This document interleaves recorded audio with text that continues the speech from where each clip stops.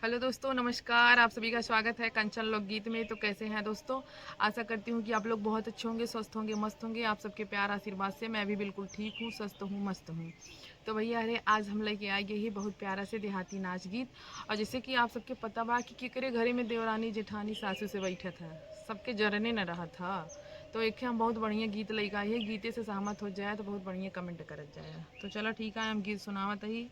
काहे कि गर्मी बहुत ज़्यादा पड़त है, पसीना एकदम चुअत है, लेकिन तब वो बढ़िया वीडियो बनावे के बाद मेकअप करे के चाहिए। ठीक है, तो हम देखा जो है मेकअप वेकअप कई ले है, कैसन लागत है कमेंट में आप सब जरूर बतावा जाए। ठीक है, तो सब ये देखा ही चाहत जात है कि भौजी हरे खूब बड़ा लिपस्टिक लगाई के बैठे और बढ़िया बढ़िया झमकौआ गीत गावें। अब वहीं वैसे बैठ जाए तो तुझे भगाई देते, वीडियो नहीं दिखता।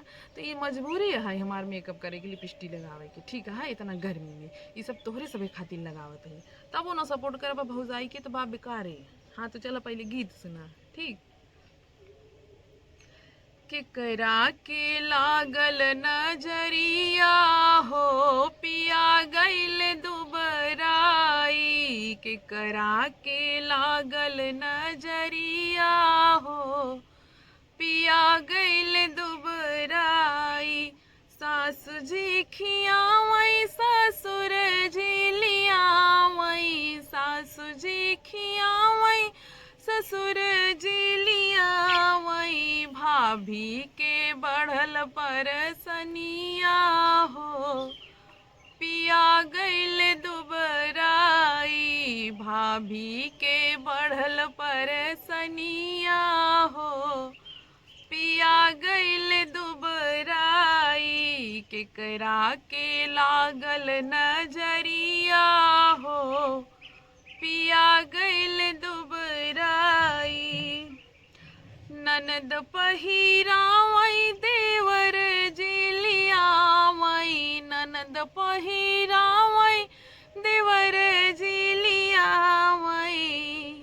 देवरनिया के बढ़ल परसनिया हो, पिया गईल दुबराई। केकरा के लागल नजरिया हो, पिया गईल दुबराई।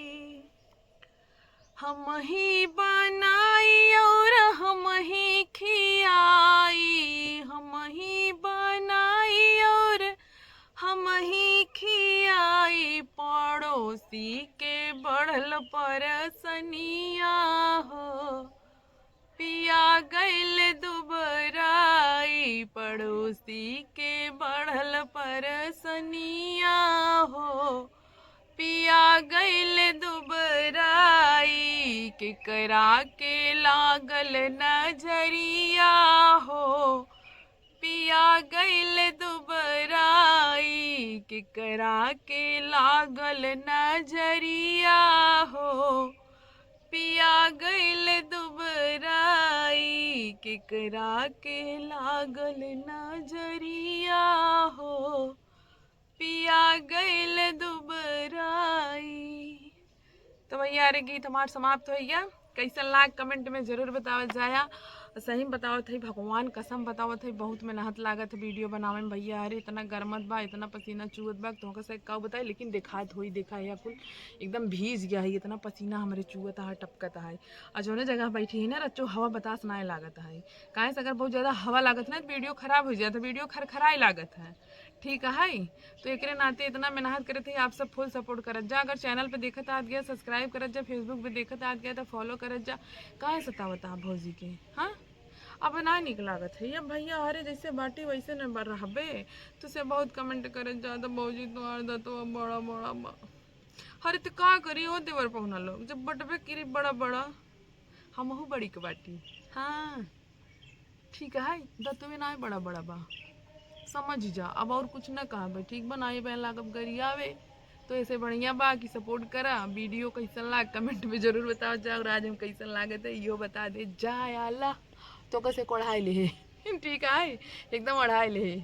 आय हाय, कैसन लगा भैया? अरे मस्त मस्त मस्त मस्त मस्त लागत है। तो सब एकदम दुपट्टा में अपनी चुन्नी में ओढ़ाई ले है और अच्छे से बतियावत है। ठीक है, आज ब्लॉग आप सबके बीच में ना जाए, आज आप सबके बीच में ये वीडियो जाए। वीडियो रोज रोज ब्लॉग डावत रहे ना हमके, आज आप सबके गीत सुनाई दी।